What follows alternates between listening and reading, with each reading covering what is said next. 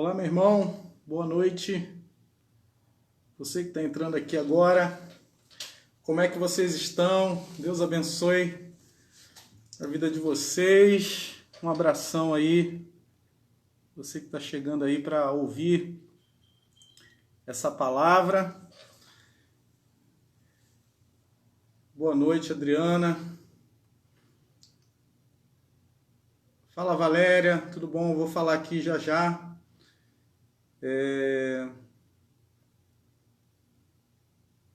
Você está entrando aí, se você assistiu ao culto hoje pela manhã, né, Pastor Roberto também comunicou sobre a nossa volta aos cultos. Próximo domingo, nós voltaremos com os nossos cultos presenciais. Teremos lá uma limitação de lugares, de espaços, né, de quantidade de pessoas. E, em princípio, estamos incentivando, né, você que faz parte do grupo de risco a ficar em casa, a permanecer um pouco em casa nesse período. Estamos, de alguma forma, desaconselhando você de ir à igreja, mas se você pode estar, esteja conosco. O culto vai ser às 9 horas da manhã, no domingo. Em princípio, nós teremos culto somente aos domingos. Então, 9 horas da manhã e 11 horas online. Vamos ter um culto online com uma palavra de Deus, pastor Roberto. E à noite também, 19 horas, estaremos no nosso culto presencial. Então, 9 horas da manhã, pastor Rafael Benigui vai estar conosco lá, pregando a palavra de Deus. Eu vou estar lá também. 11 horas na internet, pastor Roberto, e 19 horas às 19 horas estarei lá também ministrando a palavra de Deus. Lembrando que os dois cultos, né, tanto da manhã quanto da noite, serão cultos de apenas 1h30. Se você for, vá de máscara, nós vamos disponibilizar lá o álcool em gel. Faremos um culto com uma liturgia diferenciada. Não vamos poder dar as mãos para os irmãos, mas com certeza a presença de Deus se manifesta quando nós estamos reunidos para clamar o seu nome, para orar, para falar com Deus. É importantíssimo, o domingo, a casa do Senhor, o lugar de estarmos reunidos como igreja do Senhor. Sabemos que dentro da nossa casa nós prestamos um culto a Deus, a nossa vida pessoal é um culto a Deus, mas existe o culto público. E o culto público, ele também é bíblico. E nesse culto público, Deus manifesta a sua presença de forma especial. Amém? Glória a Deus. Se eu esqueci mais alguma coisa, até o final dessa mensagem nós vamos nos lembrando aí. Se você tem alguma pergunta também aí, pode fazer. Que Deus abençoe a vida de vocês. Amém? Eu quero ler hoje um texto de Timóteo, segunda carta, né, do apóstolo Paulo a Timóteo, capítulo 4. Timóteo, capítulo 4, do verso 7 em diante, diz assim: porque combati o bom combate, completei a carreira, guardei a fé. Desde agora me está guardada a coroa da justiça, que o Senhor, reto juiz, me dará naquele dia. E não somente a mim, mas também a todos os que amam a sua vinda. Amém? Nesse capítulo 4 de Timóteo, Paulo começa a exortar Timóteo a que ele pregue a palavra de Deus. Ele começa dizendo: olha, pregue independentemente da situação. Pregue em tempo, em fora de tempo. Pregue quando você tiver oportunidade. E às vezes, queridos, nós temos oportunidades e essas oportunidades passam. As oportunidades surgem diante de nós e muitas vezes nós desperdiçamos as oportunidades, né? Quantas, se nós olharmos para a nossa vida, né? Quantas oportunidades nós não perdemos? Oportunidade de fazermos algo diferente, de fazermos algo novo, de mudarmos, né, a nossa vida. Muitas vezes nós perdemos essas oportunidades por questões pessoais, por problemas pessoais. Então, no capítulo 4, né, no início aqui do capítulo 4, Paulo vai exortar, né, e dizendo que ele deveria, Timóteo, exortar com toda paciência e doutrina. Ou seja, não só por meio da palavra, mas com a mansidão que o Espírito Santo pode dar. Não só com conhecimento, mas também com a sabedoria que só o Espírito Santo pode dar. E talvez aí seja um conselho para nós, né? Que queremos ver a nossa família aos pés do Senhor, que queremos ver os nossos filhos servindo a Deus, as pessoas que nós amamos na presença de Deus. Então o apóstolo Paulo está dizendo paciência e doutrina, paciência e palavra, calma, mansidão, coragem. E essa coragem, né, essa ousadia que só o Espírito Santo de Deus pode dar, é a coragem que repousa sobre a igreja. A igreja, ela resiste, ela subsiste, né? Quando a gente olha para o primeiro século da igreja, os 3 primeiros séculos, a gente vai ver ali momentos de grande perseguição, momentos em que a igreja, muitos, né, desistem, muitos negam Jesus, mas também muitos morrem por causa de Jesus.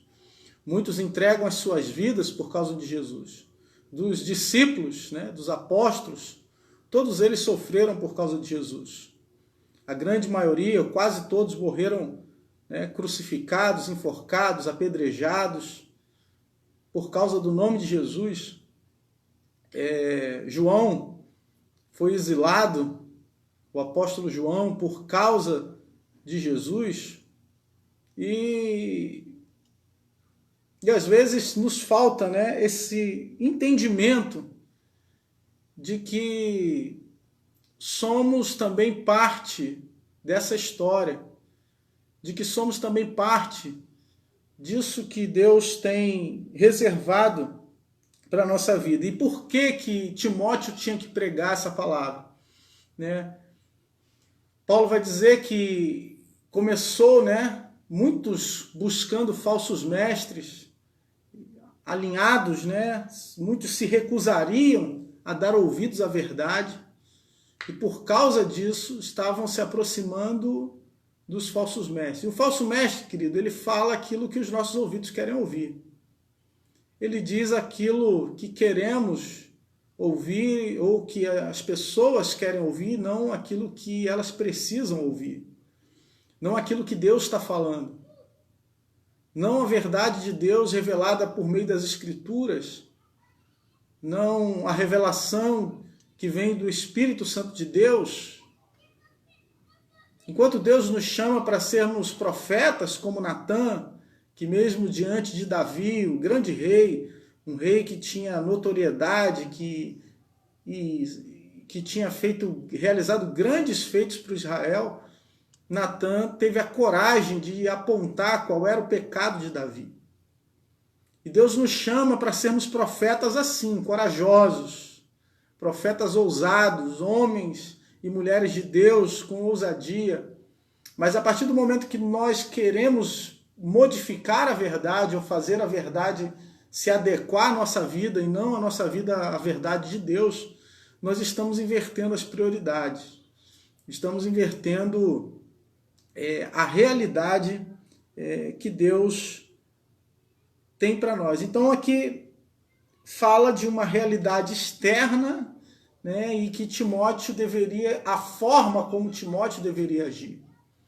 E a realidade externa, né, é o verso de número 3 aqui, que eu não li, mas eu vou ler para vocês, que diz: pois virá o tempo em que não suportarão a sã doutrina. Pelo contrário, se rodearão de mestres segundo as suas próprias cobiças, como que sentindo coceira nos ouvidos. eles se recusarão a dar ouvidos à verdade, entregando-se a fábulas. Mas você seja sóbrio em todas as coisas, suporte as aflições, faça o trabalho de um evangelista, cumpra plenamente o seu ministério.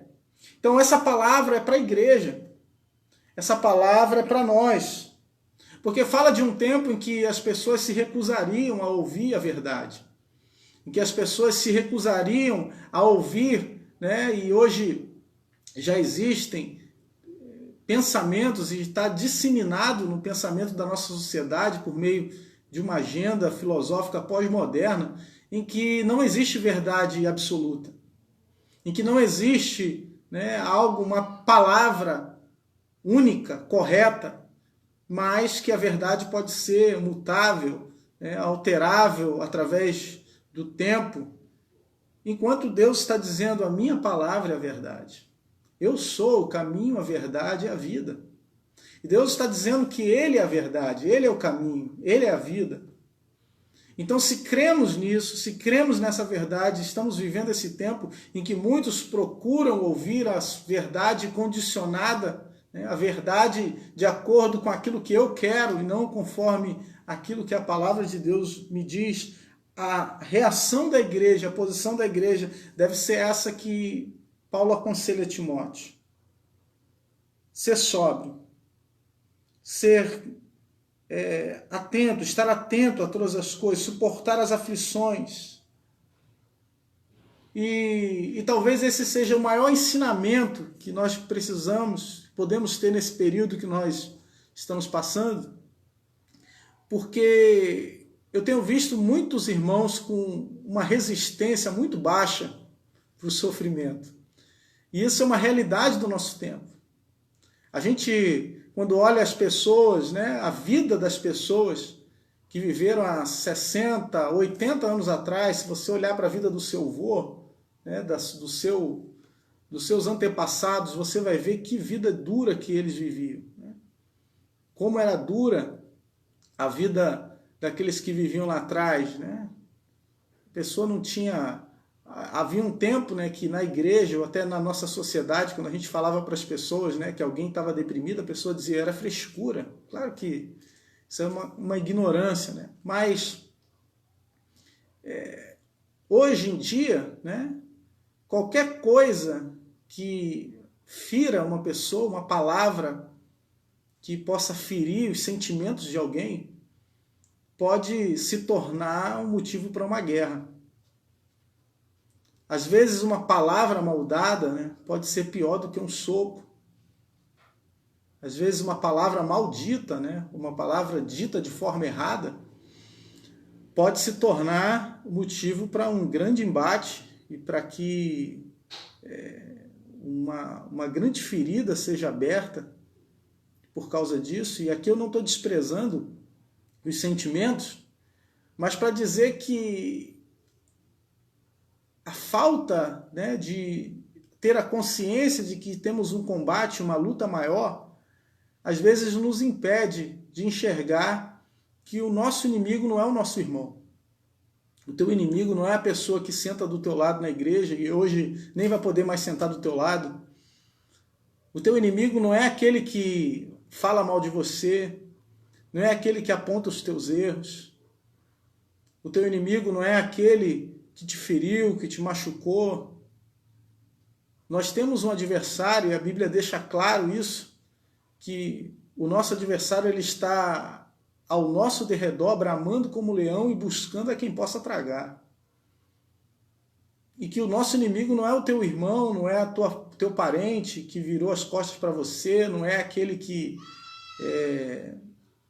não liga mais para você, não te manda mais mensagem, não é aquele que saiu de casa, nem mesmo a pessoa que te feriu lá atrás e te machucou muito, não é esse o teu inimigo.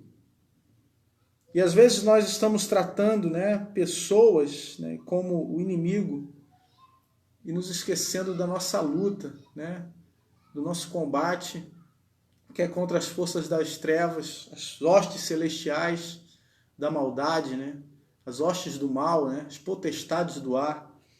E é por isso que no verso 7, Paulo vai dizer, no verso 7 em diante, qual foi a sua postura, né, durante a sua vida. E eu acredito que a igreja precisa tomar essa postura para si, principalmente agora que nós tivemos um tempo de reflexão dentro das nossas casas e vamos voltar. Nós precisamos analisar qual é a nossa postura e ver como nós vamos voltar, né, desse período. E o verso 7 diz, olha, eu combati o bom combate. O bom combate. Ou seja, eu escolhi o lado certo para lutar.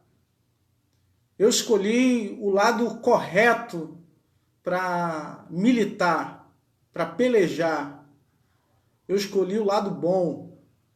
E ter a certeza que você está do lado bom, do lado certo, do lado do bem, é aquilo que te dá força, é aquilo que te dá coragem para continuar, é aquilo que te dá coragem para não desistir, não desanimar. É a certeza que você está lutando o bom combate. O bom combate não é significado de que você nunca vai ter derrota. O bom combate não é sinônimo de que em nenhum momento da vida você vai ter tristeza. Em nenhum momento da vida você vai ser bombardeado. O bom combate significa que você está do lado certo. Você está do lado correto. Do lado do lugar e da posição que Deus te colocou. Se você luta o bom combate, você tem certeza que aquele que está do seu lado está lutando no mesmo exército que você. Ainda que ele não saiba muito bem o que está fazendo. Ainda que ele não saiba muito bem, né, que atitudes tem tomado. Mas você luta no mesmo exército. Você luta do lado bom. Então escolher combater o bom combate, né? Fala também de uma continuidade. Verso 7 diz, olha, eu combati o bom combate, completei a carreira. Ou seja, uma ideia de que eu comecei, mas terminei. Eu iniciei e fui até o fim. Eu não desisti no meio do caminho. Eu não fiquei para trás. E aí está, querido, uma lição que a igreja precisa aprender, é não deixar ninguém para trás. É não deixar ninguém desanimar. E esse é um papel extremamente importante da igreja. Quando a gente falava da igreja, né, e a gente sempre lembra daquele braseiro que se a gente tira a brasa do braseiro, a brasa logo se apaga. Mas se a brasa está dentro do braseiro, ela está sempre incandescente, está sempre queimando. E é por isso que nós precisamos completar a carreira, não podemos sair da carreira, não podemos ter a carreira como uma aventura, como um período temporário em que a gente entra, brinca, faz alguma coisa e sai.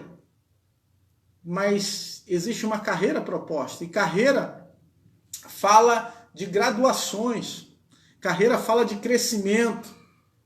Você não é a mesma pessoa hoje que você foi há 10 anos atrás. Existe um projeto de Deus para você, existe um plano de Deus para a sua vida que é eficiente. Quando você entra no serviço público, quando você entra numa grande empresa, talvez o teu sonho é galgar os postos maiores, né? Crescer dentro daquele lugar e chegar aos maiores postos. Mesma coisa é na nossa vida cristã. Deus não te chamou para ser menino para sempre, Deus não te chamou para beber leite espiritual para sempre, mas Deus te chamou para crescer, Deus te chamou para ir, Deus te chamou para realizar grandes coisas no seu nome. Por isso que o apóstolo Paulo vai dizer, eu fui até o final. O apóstolo estava pronto para entregar sua vida. No verso 6, ele vai dizer, quanto a mim, já estou sendo oferecido por libação, o tempo da minha partida chegou. Olha, eu estou ciente que acabou para mim. E aqui entra um segredo espiritual que Paulo nos deixa, né? Ele guardou a fé. ele guardou a sua fé até o final, foi fiel, não desanimou. Às vezes nós, por questões tão pequenas, desanimamos na fé. Começamos a orar uma semana, não vemos resposta, a gente desanima na fé.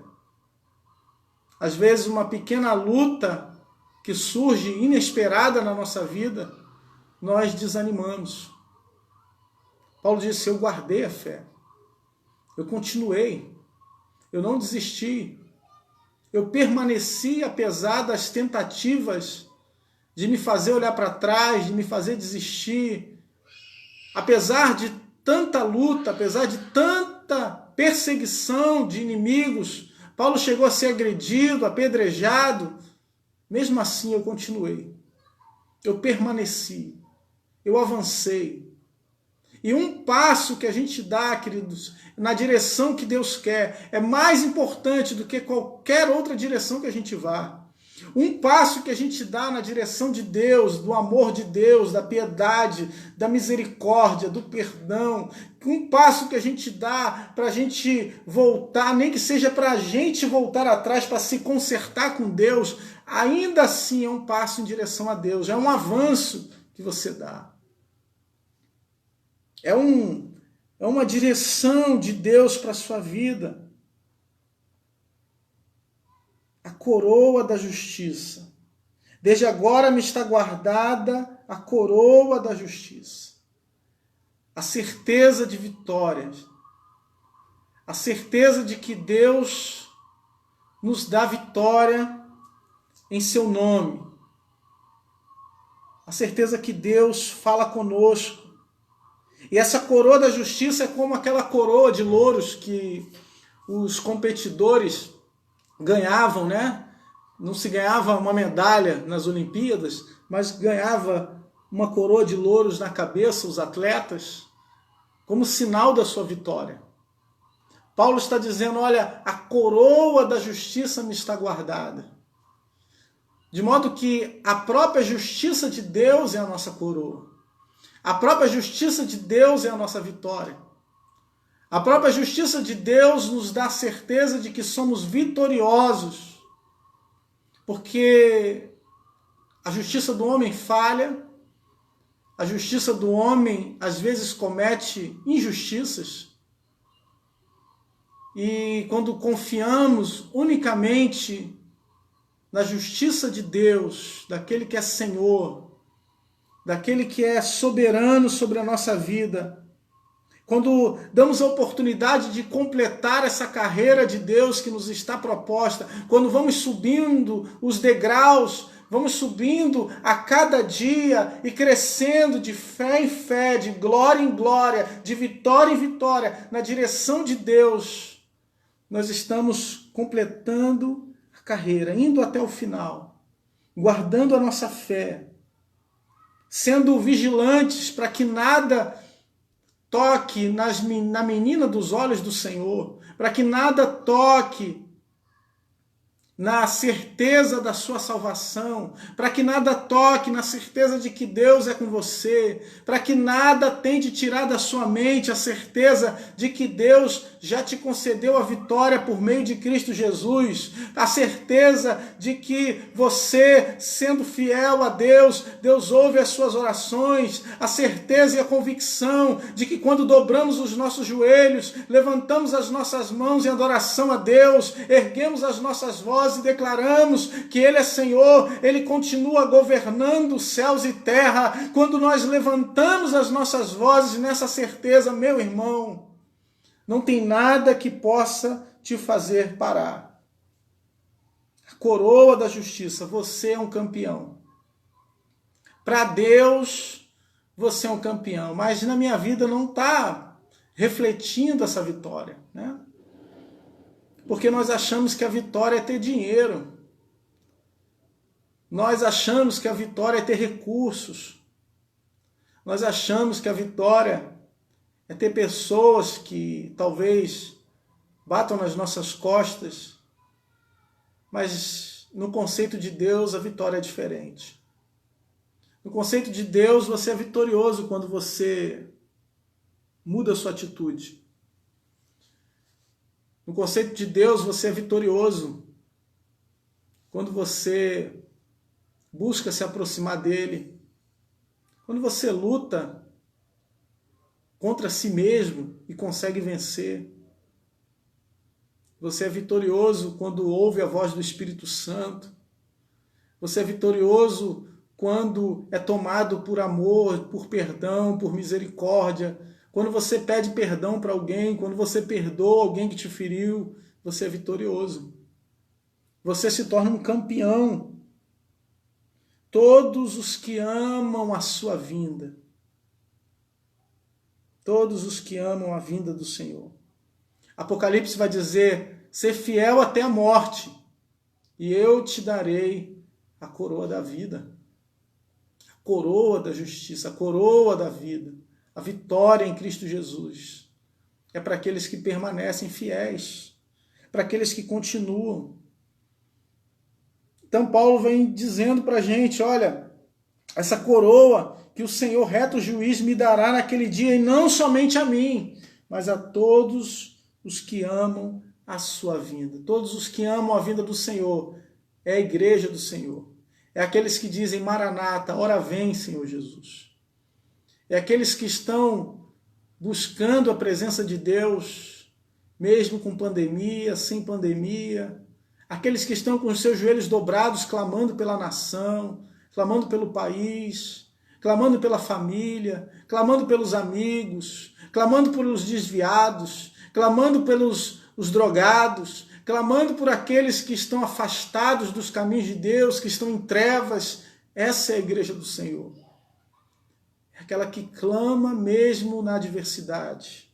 É aquela que clama, que ama a vinda do Senhor, e por amar a vida do Senhor tem certeza de que todos precisam da salvação, de que todos precisam ter um encontro com Deus, de que todos precisam experimentar nas suas vidas o amor de Deus incomparável, o amor de Deus que não se pode medir.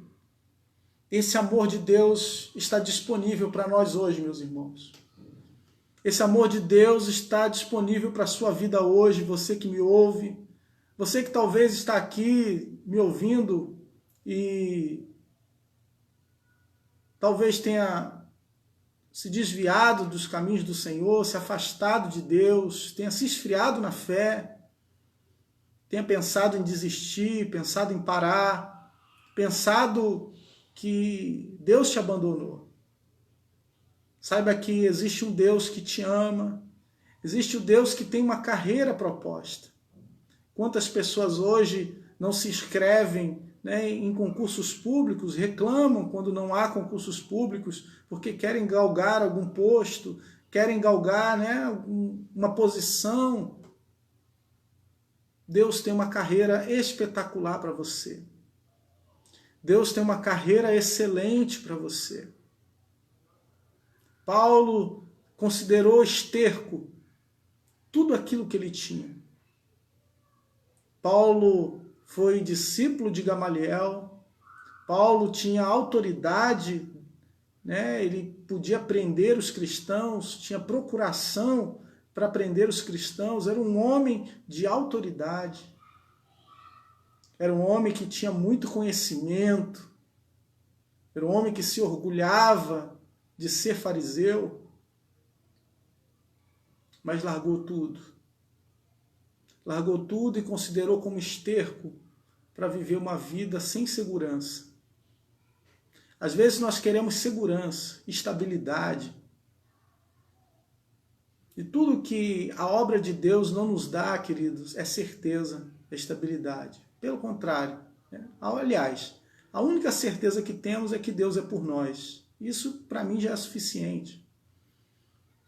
Mas não temos a certeza, a estabilidade de que tudo vai ocorrer de acordo com a minha vontade, tudo vai ocorrer bem, conforme o meu desejo, conforme o meu querer.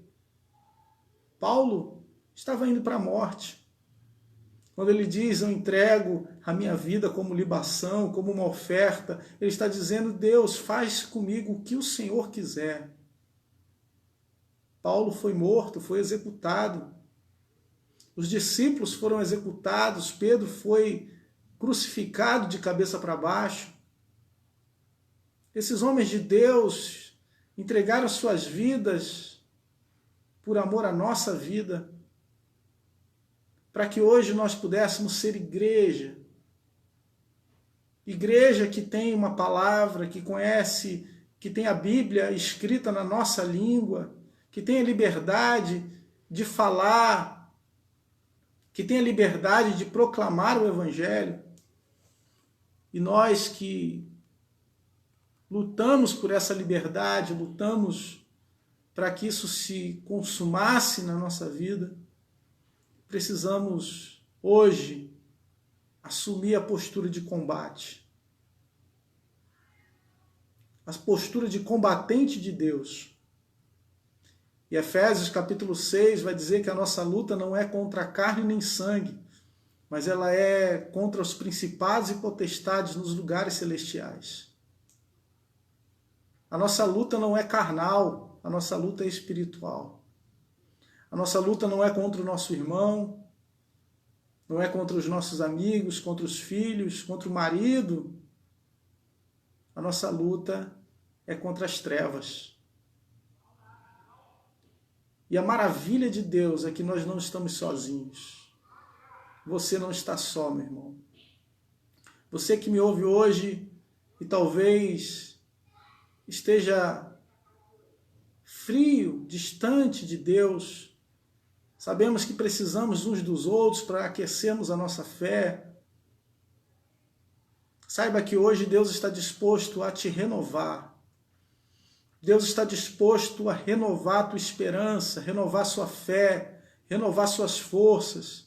Ele renova as forças daquele que está cansado, daqueles que está sem vigor, daqueles que está dormindo. Deus pode despertar e levantar uma igreja profética, uma igreja que tem fome e sede de justiça de Deus, uma igreja que é sal e luz, a igreja do Senhor Jesus. Essa igreja nunca dorme. Essa igreja está sempre presente. Essa igreja faz parte daqueles profetas que mesmo quando Elias estava na caverna, eles estavam prontos para cumprir a justiça de Deus. Meu irmão, você é chamado para essa justiça. Você é chamado para fazer essa diferença na sua vida, na vida das pessoas ao seu redor. É momento de nós nos levantarmos e falarmos desse amor de Deus, proclamarmos esse perdão de Deus, essa misericórdia de Deus que está sobre nós e que está disponível para todo aquele que crê. Eu quero fazer uma oração nessa noite. Quero orar em primeiro lugar por você que está me ouvindo, que de repente se esfriou na fé, ou você faz parte, está aqui apenas nos visitando e quer entregar sua vida para Jesus. Tudo começa com uma entrega. No reino de Deus, tudo começa por baixo.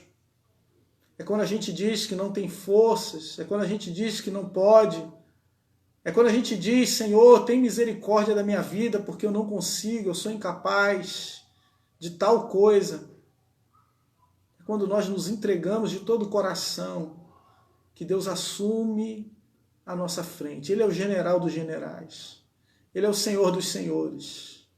Ele tem toda a autoridade nos céus e na terra, todo o poder. Pelo poder da sua palavra, tudo foi feito, tudo foi criado.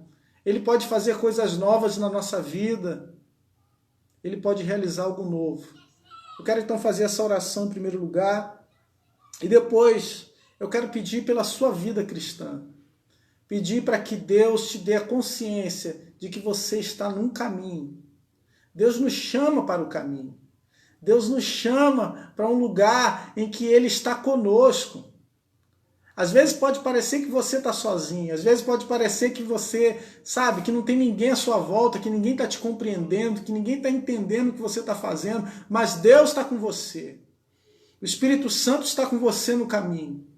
Nós somos chamados para esse caminho. E ainda que pareça estreito, difícil, complicado, ainda que não estejamos vendo, né, água, não estejamos vendo uma saída, Deus tem solução para a nossa vida. Deixa eu ajeitar aqui, estou com medo de cair essa... Perdão, da última live caiu, fiquei com medo. Amém. Deixa eu orar. Senhor, em nome de Jesus, obrigado, Senhor. Obrigado, Deus, porque Tu és fiel, Tu és bom. Eu quero orar em primeiro lugar, Senhor, pela vida desses que estão me ouvindo e que querem entregar o seu coração, a sua vida a Ti, Jesus. Querem entregar, Senhor, entregar-se no Teu altar para que o Senhor faça coisas novas. Senhor, faz aqui, Senhor, novas criaturas, homens e mulheres, alcança. O nosso pastor, o pastor Roberto, foi alcançado, Senhor, num programa de rádio. E hoje, Deus, nós temos a internet. E talvez existam pessoas aqui me ouvindo, ou que vão ouvir essa mensagem depois, que estão sem esperança, que estão sem vida, estão doentes, Pai. Quer seja fisicamente, quanto emocionalmente, foram feridas, machucadas. Senhor, o Senhor pode restaurar a vida do ser humano, Pai.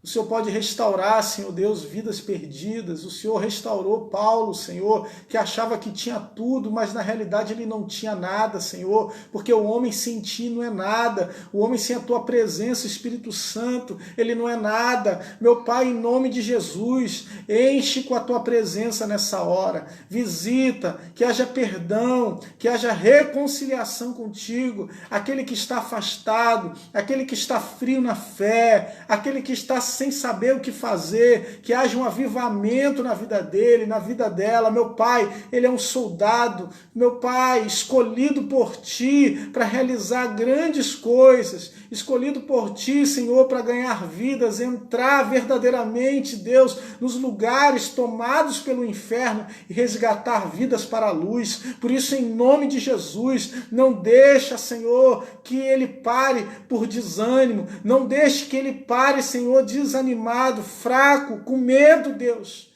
de todas as tentativas investidas do diabo, em nome de Jesus. Amém e amém. Eu quero fazer uma segunda oração, né? Mas enquanto eu orava aqui, eu me lembrava, não sei se eu falei isso aqui em algum momento, eu me lembrei que durante a Segunda Guerra, a Força Aérea Nazista, né? Esqueci o nome esqueci o nome da força, mas daqui a pouco eu lembro.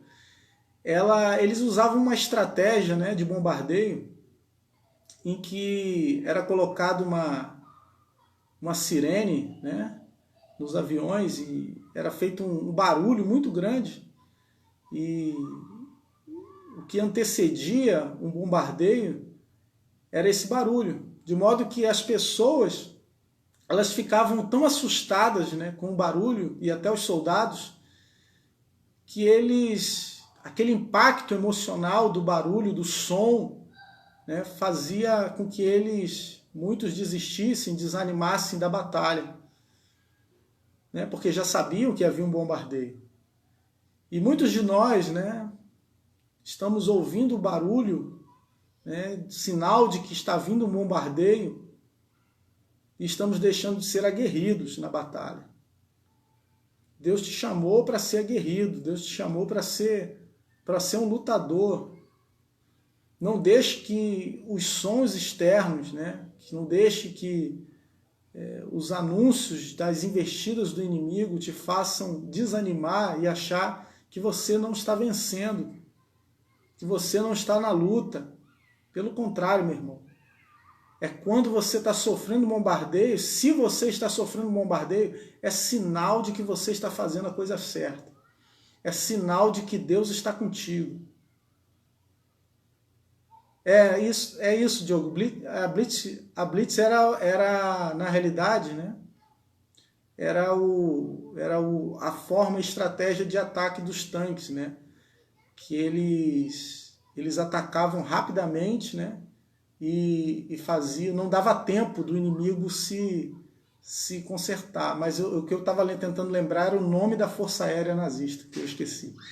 E eles usavam então esse som, essa sirene.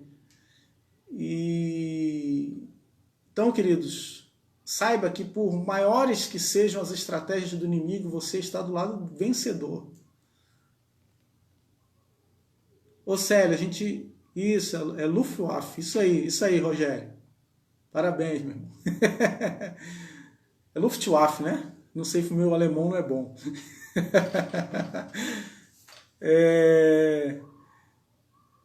E nós já falamos aqui, Célia, o nosso culto vai voltar domingo que vem, né, 9 da manhã e 19 horas e 11 horas aqui pela internet. Deixa eu ver se eu lembro de mais alguma coisa. Fazer a segunda oração, que eu fiz só uma, cortei a oração. Deixa eu fazer a última oração para a gente ir embora. Eu quero orar também pela sua vida espiritual. Meu Pai, em nome de Jesus, obrigado, Senhor. Te louvo pela vida do meu irmão que ficou me ouvindo até agora, Deus.